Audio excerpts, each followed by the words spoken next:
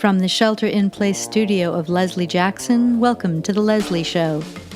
You may know Joey Fabian's work as bass player in Bay Area blues band Paula Harris and the Beasts of Blues, or earlier work in the Bartram Tyler Group. Joey's composition The Blue Beach is playing in the background and plays at the end of the show, too. If you like progressive music and fretless bass, check out Bartram Tyler Group. Joey's performances were featured just today on the Northeast Conference on Science and Skepticism. Details are in the show notes. Joey's a multi-instrumentalist, composer, engineer, teacher of both bass and guitar, humble in spite of his badassery, a good friend, and he joins me from his studio, the Tomato Farm in Mountain View, California. We're at the NAMM conference, and we're staying at the Hilton Hotel, and there's 18 floors. You and I get in at the first floor, and we're both going to the top of the damn building, and I have a suit on because I'm an A&R executive, and you know that. Right before you slip your cassette tape in my pocket, what do you use those 18 floors to tell me that you do? Oh, my God. I produce music and podcasts, and I produce a radio show now and can read. I know about music. If you need me to play on a session, just throw some chords in front of me and I know what to do. We were playing a wedding in the Oakland Hills. Mm-hmm. I was playing in the Middle Eastern band. You were playing in the American band. Both bands were put together for sort of a blowout dance party kind of thing. And I've never felt more of what a bass player does. Oh, that's so nice. Than I have playing with you. And you just were confident, competent, having a good time, but fully playing the role of support. Well, I think I probably went through the stage a lot of early musicians do with wanting to play fancy. I mean, my first big influences were Chris Squire from Yes and Geddy Lee from Rush, and they're not necessarily known for bump, bump, bump, bump bass playing. Not long after I started, I remember it was a Roxy Music album, Avalon, and just listening to that record, it just something clicked in me. This is what bass playing is. And it was like, boom, boom, boom, boom, boom, boom, boom, boom, boom, boom, boom, boom, just simple. But it makes the whole thing work. And you find a lot of bass players are producers. And I think that the reason for that is that as a bass player, we are hearing the music from the bottom up. And we understand that to have a strong foundation is important for all the other stuff to shine. It's like the analogy of the house. If the house is built on a bad foundation, all the pictures are going to be hanging on the wall sideways. And so you could say the melodies that the other instrumentalists are playing are like the pictures on the wall, and the bass and the drums is like this is the foundation. And so I always try to think of playing supportive. There's this old joke about the bass player trying to, in the recording session, he tries to throw some fancy lick in, and the producer says, save it for your solo album. But when I do my own stuff here, I find that my bass parts are still as simple as that producer would have wanted them to be, because I hear the whole thing and I know that the bass's role is support in general, pretty simple. Like with the Bartram Tyler Group, the parts I would come up with a lot of times, they would have these really tricky lines, and I would find learning the whole line. I would just learn the whole line, but start taking stuff out of it. Okay, this doesn't need to be there. This doesn't need to be there. This is all I need to make the song go forward. Start removing, like that analogy of the painter. You throw all the colors up and scrape away what doesn't look like Mia Farrow or whoever you're trying to paint. Yeah, it's what you leave out. The space between the notes. Yeah. That sort of. Yeah. I've watched you go from the Bartram Tyler Group, which was pretty proggy, jazzy, lots of notes, to supporting blues musicians, for example. Mm-hmm. And still as much fun for you? I've said this for years. It's fun to play almost any kind of music with good musicians. So with Paula's band, everybody in that band was just monstrous. And so we're playing like a 12-bar blues, 3 chords, and I am just grinning ear to ear because I've noticed. Yeah. It's just because everybody's because everybody in that band was not just a blues musician. I think that was the difference in that band, because everybody in that band had so much larger vocabulary than just the minor pentatonic scale and dunk-a-dunk-a-dunk. So we all could add inflections, little subtleties that just made that band a little more special than your average blues band, to me, anyway. Are little quotes and conversations going on between you? You're fucking with each other, huh? You're joking. Oh, yeah. Yeah, like you see Simon and I look at each other and laugh, and that's like, you know, something like that just happened. So I'm detecting a bit of a Southern accent in your voice. Tell us about your background. Well, I was born in Los Angeles, California. No shit. No shit. Keep going. And then, that's obviously at the end of it. So, I was born in Los Angeles, and I'm adopted. And the folks who adopted me were living in La Puente, which is a suburb of LA. And about a year, I think they got me, I was about 7 or 8 months old when they got me. And by the time I was a year and a half, they had decided to move back home. My mother is originally from Atlanta. My father was originally from Greensville, South Carolina. Okay, both of them from across the country in the South. So they had moved, they got married, moved out to California for, to get you. And they ended up moving back to Atlanta. And my first real memories are East Point, Georgia. And then we moved to Florida for a little while. I lived in the suburb of Tampa for about 5 years, and then back to Georgia, Jonesboro, Georgia. That's where I graduated from high school. And after that, I got out of the burbs and moved into the city. And lived there until 91, when I decided to move to California. And what made you decide to move to California? There wasn't really much going on in Atlanta. At the time, I was in a reggae band that was playing 6 nights a week. It was a really good band, and we had a lot of gigs, but I wanted to do something original music. I mean, we were doing Bob Marley covers and Black Uhuru and all that stuff. It was fun. It was, like I said, it was a really good band, but I wanted to write, get in something original. And a buddy of mine, Joe Segreto, who was the first person I had ever written any music with, had moved to California a number of years earlier to San Francisco. And he was always bugging me, come out here. And so I finally submitted and just came out here, and we started trying to work together and put something together. And that never really took off, but I started meeting other people and ended up getting stuck here. It's a sticky place. Yeah. And did you have earlier music experiences before bass? Like, did you play trumpet or? I remember being in choir. Ooh, interesting. And singing when I was like 2nd, 3rd, 4th grade, maybe. I don't know. When I was really young, I would hear, say, for example, a Beatles song, and I would hum along with it, but I would hum a walking bass line. This is the weirdest thing when I think about it now, but I would hum along with a song. Just hum the walking bass line along the song. I don't know why. But in the Sears catalog, you get Christmas, I'd look at it, and I finally figured out, oh, that one with the 4 strings, that's the one that makes that sound. And so I at one point, I started asking for a bass, and I never got one. And I have a little theory about that my parents thought I would turn into some lawless heathen if they got me into music, because of what rock and roll was. The stereotype typical rock and roll musician at that time was, not a nice looking person in their eyes, I guess. Just on their way to jail. Yeah. So when I was 16, I got my first job, and I started saving my money.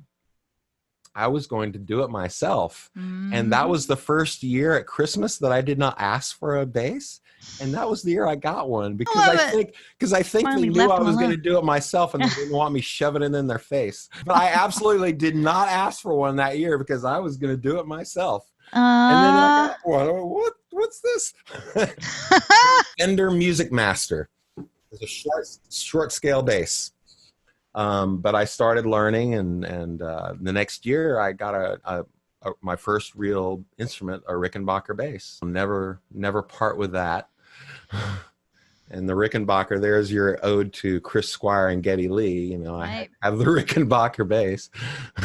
And you had early teachers. Do you remember early teachers and influences on you, or did you get taught early on? And I didn't have any kind of formal training, really, other than a couple of friends that showed me some things really early. One fellow that I would love to find out whatever happened to him. A guy named Craig Chambers. He was a high school friend of mine, and he had been playing bass for several years when I started.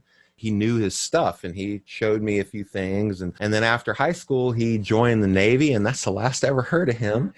But we together went to a midnight movie showing of the film Yes Songs. And outside the theater, after the showing, we both met this other guy who's still a very good friend of mine, a guy named Coney Farrell, and he kind of took me under his wing. And he knew how to play Yours Is No Disgrace. He knew how to play Heart of the Sunrise, all these things that I was like, coveted. Yeah. And so we ended up becoming friends, and he showed me a lot of stuff. And I never really took any formal training. I started trying to teach myself some things about music, about scales and chords a little bit. And before I moved away from Atlanta, I was in a band with a guy named RJ Veely, who was super musician, a drummer. He had gone to music college, and he knew all the stuff. And I remember one day in rehearsal, he walked over to the piano and started playing, and I was like, what? You're the drummer, what do you but he was really knowledgeable. And after this band died, we were roommates, really good friends, and I was sitting around practicing one day, just not knowing what to do, how to get better. I knew I could get better, but how? And he just said, Joey, go get yourself a metronome and a fake book. And Wow. I walked over. We lived walking distance from Clark Music in Atlanta, and I walked over there and got myself a little wind-up Whitmer metronome and a fake book, and I started digging into Satin Doll. I just started reading Satin Doll, da, da, da, da, da, Yeah. and I just started just flip through the fake book, and okay, this looks a little harder, but not too hard. Let me try this one. And I just started doing that over and over. And then when I moved to California, actually before I moved to California, I did take one lesson with a guy named Rich Nanista. He was the head of the bass department at Georgia State. Okay. I took one lesson with him, and it was enough to keep me busy for 6 months. Yeah, I know those lessons. He said, learn how to play this blues, and he gave me the jazz blues with I won't go into all the details, with the quick 4 and the 2, 5, 6, 1, all that. But musicians know what I'm talking about. And he said, learn to do this in all keys, and he wrote out these arpeggios for me, and it was just so much, and I just started getting into that, and at the same time trying to really focus on learning to read. And then I moved to California and started playing with guys doing like samba and jazz, Chick Corea, and all this stuff, and I got hooked up with a guy named Kayak Art, who I took lessons with for a little while. Kayak Art. Yeah, he's pretty well known. He's very well known. Playing circles. Yeah. Yes. He's a world famous bassist. He lives in Berkeley, or did at the time. Yeah. Played with John McLaughlin. Mm-hmm. Right. Great exposure. The band Garage Mahal. Mm-hmm. Right. You were eating that up. Yeah, and then I met another guy later, a guy named Dean Peer. Who is, if you're a total bass nerd, you've heard of Dean Peer. Mm-hmm. He's written a book for Warner Brothers on bass harmonics. That's kind of his specialty. Okay. He does solo bass performance. Wow. He retunes his bass and does all these crazy harmonic chords. And yeah, so I took some lessons from him, and that was really eye-opening for a lot of things. Yeah, the Kai lessons were really cool. For one of my favorite things I got out of the Kai lessons was he related to me what Trilok Gurtu had taught him and John when they were touring, about in the Indian rhythmic pyramid. Uh-oh. So we were doing exercises where he would set the metronome at like 40 BPM, and we divide it by 2, by 3, by 4, by 5, by 6, by 7, by 8, by 9.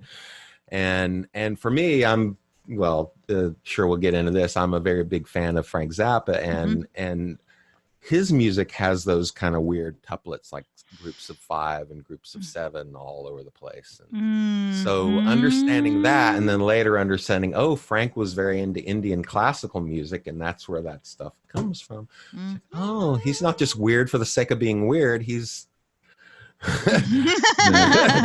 yeah, there's method behind this weirdness. Yeah. So, did you know about Ali Akbar Khan's School of Music? He taught Hindustani. I didn't know about it when I Indian moved here. I classical. heard about it after. Yeah. Yeah, where we had friends that we have friends in common probably who didn't even want to play Indian classical music, but because he was here and that school was available, they took classes there just to become better musicians. It was yeah. I mean, feeling time in those ways is so refining to.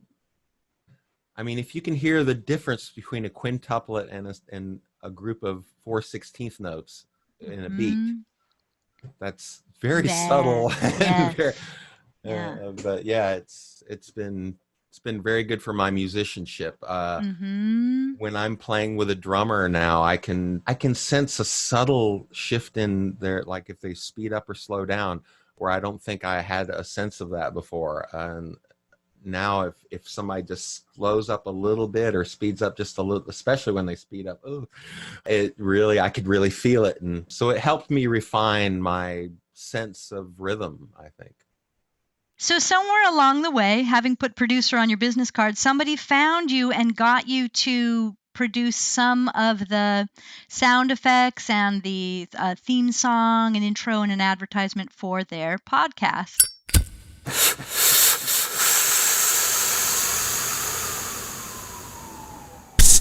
You. Me? Yeah, you. Come here. Okay. Need to get away from it all. Well? Forget about your problems. Say adios to your inhibitions, conscience, and the BS you face on a daily basis. Occasionally. Well, too hard to swallow. The psychotic vector of food, beverage, and music. Kumbaya, my lord, kumbaya. Are you going to put that in your mouth? Seriously? Are you going to swallow that? Too Hard to Swallow, Episode 1, The Introduction, coming on Facebook, iTunes, and more, July 27th. So how did that guy put that much trust in you to pull off all of that? And that's a good question. I don't know why. I mean, so I met this guy. He was a bartender at this restaurant that I would go to. Oh, And he's so steeped in the restaurant industry. Just so you know, this is Too Hard to Swallow. Right. Really fun show. It's a show. It's a podcast. It's a show. And it's kind of a critique of the restaurant industry. Right. Yeah, his whole life has been the restaurant industry. His first job, he was like 12 years old, washing dishes in one of his family's restaurants. And he moved out here to the Bay Area, and he worked in restaurants. He had his own restaurant, and that's where we became really close, when he had his own place. And then he wanted a band for New Year's Eve, and he just said, "Hey, can you put together a band for New Year's Eve?" You're a bass player? Yeah. And so I called, I got some of my friends. There was a girl. Oh, he wanted me to do it with this girl. He had been doing this thing in his club called Menlo Idol. And the girl that won it, he wanted me to put together a little band and let her be the lead vocalist. So, that's the prize. The prize is you get to be in a band with Joey Fabian. No, the prize was she got to sing like the whole night, I think for a month. Yeah, so I put together this band, and then that band kind of became a thing. And I don't know Mm-hmm. why he thought I could do what I do with his show, because Uh-huh. I'd never tried to do anything like that at all before. There's just But this thing, people put their confidence in you because you're good. okay. But you know how that happens. You know, if you're humble and you do your job and you show up, I don't know if you did what he was expecting you to do. I think you probably blew his mind. Don't you think? I don't know. I didn't know what I was gonna do. You know, we started doing it, and I just started having this idea of like, yeah, this could be like the old radio shows. That was my Mhm. first. I remember that was the first thing I thought about it, where and he came into the room, and then you hear the door, you know, you hear the door creak, and like, and so I just started thinking of it like that. Everything he Fire sign says, theater. Mhm. yeah, whatever he says. Oh, and I used to listen to that and Cheech Sure. Chong and all the, Mhm. you know, all that stuff, and then I think, you know, the Zappa thing, you know, because he's like that with his music. You know, he'll mention like followed up the steps, and then the music will go bum bum bum bum like that. Mhm. Very Very theatrical. animated, you know, like, Mhm. you know. So I had that way of thinking about things already, and when he asked me to start doing it, my head just went there, and just, yeah, this is how it could be. This could be fun, and it is a lot of fun for me to do it. Mhm. And I just listen to the show. He gives me a script, and I just start listening to it, and I would take it to dinner with me, the script, and I would just read the script, and then I would have, oh, an idea, and I would just scribble little things. Yeah. He'd say something, and I thought, oh, yeah, I should find a clip from this movie or something, Cue Bugs Bunny. or yeah, exactly. Yeah. Taking a left turn in Albuquerque. That made it into the show. Yeah. So fun. So I have a lot of fun with that, just finding, like, thinking every pop culture musical reference or creating original music for the show. I love doing that whenever I can just create something for it. Mhm. I've Great. created And tons of little 1 minute, 30-second pieces of music for the show. But he's had me actually doing characters, yeah, which is fun your for me voice is because, throughout the show. You're well, acting. this is something that a lot of people don't know. When I was very, very young, like third grade, that age, one of my heroes was a guy named Rich Little. He was an impressionist. He would do the Johnny Carsons and the, you know, John Wayne and Sammy Davis and all those people. And I just thought that was the coolest thing. And so when I was a little kid, I had my version of Richard. I'm not a crook. You know, I would do that. And I I wanted to Showman, do that, you Joey. know, Showman. so I've always had this this desire to make funny voices. Or there was one point in my adult life where I actually tried to put together a voiceover reel. Do you remember the first time you heard Frank Zappa? When I was very young, living in Atlanta, the rock radio station 96 Rock used to have the 96 Rock Comedy Hour on like Sunday nights at midnight or something. And one night directly, maybe it was Dr. Demento, I don't know, but one night directly after one of these sort of comedy shows, the first thing they played was Don't Eat the Yellow Snow. People have a passing fancy with Zappa probably know that Don't Eat the Yellow Snow. That was the one that I heard that I was like, oh, that's that guy.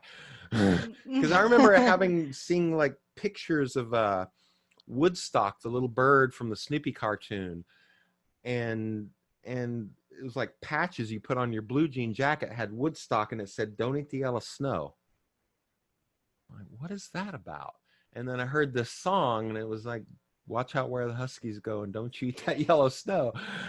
Oh, okay. It's all coming together. But I definitely did not become a fan at that point. But I just kind of saw him as like kind of a novelty artist in a way at that point. Mm-hmm. Didn't really get the musicality of what he was doing until I was working this record chain I worked at, and we had the opportunity to play the different promo records they would send us. And Ship Arriving Too Late to Save a Drowning Witch had just come out, and that and a John McLaughlin album were my two favorites to spin. And side 2 of Ship Arriving Too Late has the song Drowning Witch. And it is one of the hardest pieces he's written. Like, he talks about it, saying that one of my bands performed it correctly once, and another one of my touring bands never performed it correctly all the way through.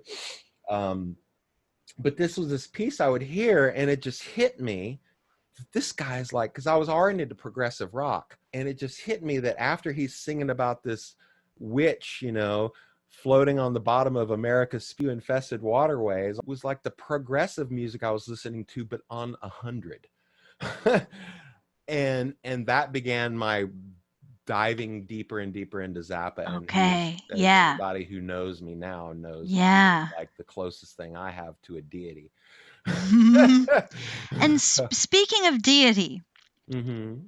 you grow up in maybe a Christian household. You were singing choir as a kid. Yeah. Did you have a relationship with Jesus at that time? Yeah. Yeah. Mm-hmm. I can remember being very young and on Christmas Day, closing my eyes and going, sincerely, "Happy birthday, Jesus." I was so sincere. I mean, You walked together. You walked hand in hand. Yeah, when you grow up in that, when you're that young, you know, that's why it's so powerful to teach these things to little children, because it just goes Good in, news. and you just you're the adult, you know. Yeah, okay. Yeah. And it's good news, right? It feels good. Oh yeah, yeah. Singing together, holding hands around the table. Yeah. Mm-hmm. So I just bought it hook, line, sinker. And what happened was, because I got into the idea of it, I started studying it. I mean, I can remember thinking, this is fascinating. The creator of the universe wrote a book, and I can read that book. But the more I started reading the Bible, it just started falling apart. I mean, because at the same time I was starting to get into like learning about science because of all the, you know, the moon landing stuff. It was very exciting for me, like watching the astronauts walk on the moon and all. Just, oh wow, that was just amazing for me. So I was into that. And then also we were learning about Greek and Roman mythology in school. Yep. And boy, the parallels just started showing themselves left and right. And I just thought, and it just hit me when, like, yeah, this is how people explain the world before they had the tools to explain the world. And from the age of, say, 13 or 14, I think I just saw religion as that. I wouldn't have called myself an atheist then. Sure. The events of September 11th, 2001 shook me out of my apathy, I guess, about it. And not long after that, a book by Sam Harris came out called The End of Faith, which I read. And there's a sentence in that book which shook me to my core. And I'm going to paraphrase it, but he basically was saying that we are living in a time where Bronze Age myths exist side by side with 21st century destructive technology. Yeah. And I went, oh. Tell it, Sam. Yeah. And so I became an outspoken atheist. And for anyone listening, let me explain my definition of atheism is I don't say there is no God. I say I don't believe there is a God. And there's a distinction there. I've just not been offered enough evidence to allay my doubts, right? Yeah. I don't say there isn't. There's lots of things I don't know. But why would I say there is? I don't see any reason to say there is yet, you know? So we get accused of not having open minds a lot, you know. Oh, just look around, you look at the trees. Well, I have an explanation for the trees, and it doesn't involve a God at all. So, you know, I'm open-minded, and I try to. I don't want to make enemies of the Christians or Muslims or anyone. You know, I want to have dialogues with them. I want to talk with them. And it's important to me to be able to do that, because I think that for the world to move forward, we need to uncloister ourselves. We need to come together and realize there is something we all have in common, no matter what. And we all have common goals. Setting off nuclear devices in any part of the world is not a good thing for any of us. I think that we shouldn't cut ourselves off from people just because they don't think like we do. We should all be trying to work together. And that's like, say, on social media, I don't unfriend anybody. They may unfriend me because they don't like my views, but I don't unfriend anybody. In fact, Sam Harris himself says, communication is the only tool we have. Right. If we don't have communication, what's left? Violence. Yeah. Yeah. So, yeah, I feel like saying something to those people that say, if you disagree with me, I'll unfriend you, because really the response to us disagreeing is, let's dialogue. Yeah. Not so I can change your mind, so I can learn your mind. Yeah. And you don't agree with anyone on this planet 100%.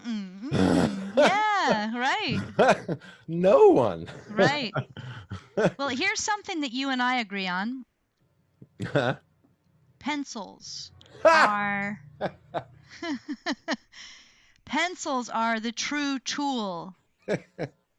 And I don't know if you know this pencil. We'll get into brands too. This one was sent to me by a musician, Will Spires, up in Santa Rosa. Okay. This is the there are two of them. He says the black one is better for writing music. Oh. Okay. I love them. I covet them both, and I'm using them very sparingly. How about you? Are you a Dixon Ticonderoga man? Yes, I am. That's to me, it's the only pencil. Okay. Yeah. Yep. I have to have it. Now, do you use an onboard eraser, or do you have a separate eraser? I have for music. I have to have one of these. Yes. Art gummy eraser. White gummy eraser. Yes. Yes, because I have some friends who, they're composers as well, and they like these programs for writing the notes down. Okay. And that's fine. That's fine. But I love doing it myself. I think it's art. It is art when you do it. I love making a chart and then looking at it. I just happen to have one of my charts here. Oh, here's one of mine. Okay. Nice. And it's really for you. I think that, the program's great. But it's really, for me, and maybe for you too, it's a way to absorb the music a bit. Right. Because there is that thing when you write something down, you almost don't need to look at it again. Yeah. You learn it. It goes in deeper somehow when you write it down. Especially if you do it with a really nice pencil. Well, I'm going to have to do some research on those pencils. You'll have to. This is the Palomino. The Palomino. Blackwing. Yeah. Palomino Blackwing. Okay. Yeah. You're sheltering in place. Yes. You're being very careful. Yes. You're not gigging. No, I haven't gigged since early March. Weird, huh? It is weird. That's one of the reasons I wanted to do this show, because I wanted some reason to get dressed and put lipstick on. I was just like, get ready for a show, Yeah, I actually put pants on today. Yeah. So see, and it's also a way to help boost my friends' other projects and things that maybe, because we're not going out seeing each other all the time, right, making money, playing in bars and those kinds of things. Thank you. Awesome of you. Thank you. And it's also genius because you guys all want to sound good. So yeah. Is there anything you wish we had talked about that we didn't? Years ago, I started a Zappa Bluegrass project that was my recordings were intended to be demos to give to a real mandolin player, a real dobro player, and so on. But that just never happened. It's me playing Frank Zappa songs, and I only picked ones that were in 4/4 or 3/4 because I wanted them to sound like bluegrass, but with those unique chords and melodies. And I could never get another musician interested in it. You even tried to rope me in on the violin. Remember that? Right. Gave me all the tracks to listen to. Yeah. I can't do this. So it just never happened. So I've recently done a couple more. I'm working on another 2 right now. I'm just gonna start doing them and fleshing them out completely and just release them myself. Is it something you'd like to play live? Like if I you would. That do was round up those shredders? that was the original intention, yeah. Yeah. But every time I would run into a banjo player who sounded like he was pretty good, I'd start talking to him. As soon as the name Frank Zappa escaped my lips, they looked at me like I was from Mars. That, and then I'm doing another one that I've just started this last year. And so this project is blues, just Frank's bluesy material, because he was very into blues, as well as Stravinsky and Edgar Varese. That project is Bay Area blues musicians tribute to Frank Zappa. I've got Nice. Simon Russell's already recorded Woohoo. a track for me. Eamon Flynn is going to record for me. Terry Hyatt and Daniel Castro have said they're going to play on it. Neat. Paula Harris is going to sing. Pam Hawkins, I've talked to her about doing it. Aki Kumar, Ian Lamson, yeah, some other people I'm sure I can't remember now. I'm sorry. I'm sorry if I've talked to you about this and I didn't mention your name just now, but that's what it's Bay going Area to be. Blues The tribute. Lady Bianca, I want to get her. Oh, My hell friend yeah. Bryant Mills, the drummer Bryant Mills, is going to play on it. Mhm. And he knows Lady Bianca. And if, for those of you who don't know, she's a Bay Area blues musician who was in Frank's Extraordinaire. band. She was in Frank's band. I did not know this about her. Her name is Oh. Bianca Oden, and she was in the band in like 78 or something, like 78 for a little while. This has been really fun. See? Oh. It was fun, right? Oh, we're doing the interview now? We're not just rapping? You've been recording?